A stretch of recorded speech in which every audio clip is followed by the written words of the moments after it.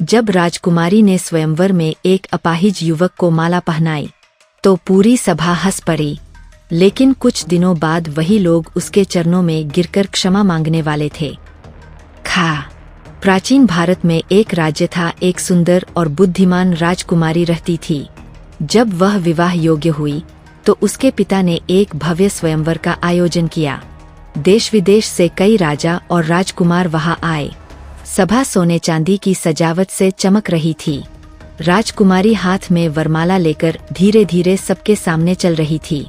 तभी उसकी नजर एक कोने में बैठे एक अपाहिज युवक पर पड़ी।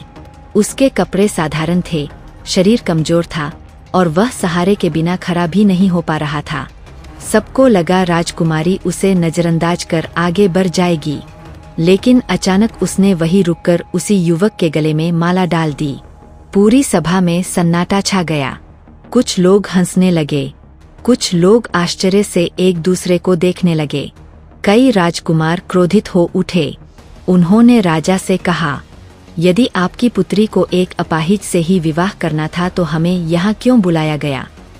राजा शर्मिंदा थे, लेकिन अब कुछ नहीं कर सकते थे। विवाह संपन्न हुआ। विवाह के बाद वह युवक राजकुमारी को लेकर एक साधारण तेली के घर रहने लगा। तेली और उसकी पत्नी घबराए हुए थे। उन्होंने सोचा, इतनी बड़ी राजकुमारी हमारे छोटे से घर में कैसे रहेगी। लेकिन राजकुमारी ने उनके दिल जीत लिए। वह घर का काम करती, सबका सम्मान करती और अपने पति की सेवा करती। एक दिन उस युवक ने कहा, मुझे हिरन का मांस खाने का मन है, अपने भाइयों से मांग लाओ। राजकुमारी को पता था कि वह उसका मजाक उड़ाया जाएगा, लेकिन उसने पति की इच्छा को सबसे ऊपर रखा। वह मायके पहुंची। जैसे ही भाभियों ने उसे देखा, वे हंसने लगीं। उन्होंने ताना मारा, अगर इतना शौक था तो किसी अच्छे राजकुमार को चुनती। राजकुमारी चुप रही।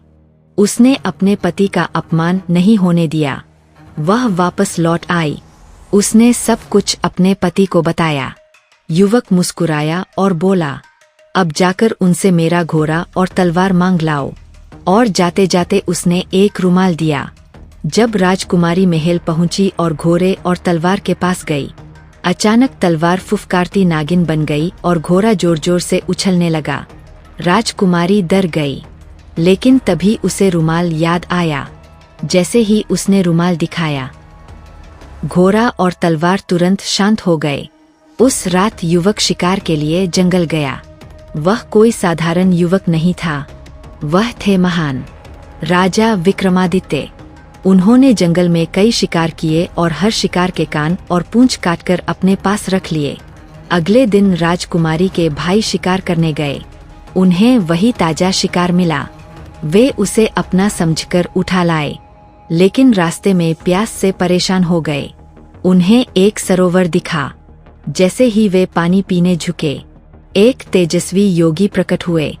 योगी ने कहा, मेरी अनुमति के बिना कोई पानी नहीं पी सकता। पानी पीने की कीमत थी गर्म सिक्के से शरीर पर निशान। प्यास से मजबूर राजकुमारों ने शर्त मान ली। योगी ने सिक्का गर्म किया और उनके शरीर पर निशान लगाया। तभी उन्हें पानी मिला।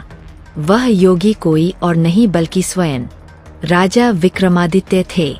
कुछ दिन बाद जब राजकुमारी ने उनके सामने शिकार के कान और पूंछ रखे तो सबकी आंखें फटी रह गईं। तब राजकुमारी ने सच बताया, मेरे पति कोई साधारण व्यक्ति नहीं, वह महान राजा विक्रमादित्य है। यह सुनते ही महल में खलबली मच गई। राजा और राजकुमार तुरंत उनके पास पहुँचे। सबने उनके चरणों में गिरकर क्षमा मांगी। विक्रमादित्य मुस्कुराए और बोले, मैंने केवल यह देखना चाहा था कि सच्चा सम्मान किसमें है, शक्ति में या चरित्र में। उस दिन सबको समझ में आ गया, सच्चा महान वही होता है जो विनम्र भी होता है। दोस्तों, अगर वीडियो पसंद आई हो तो कमेंट बॉक्स में राजा विक्रमादित्य अवश्य लिखें।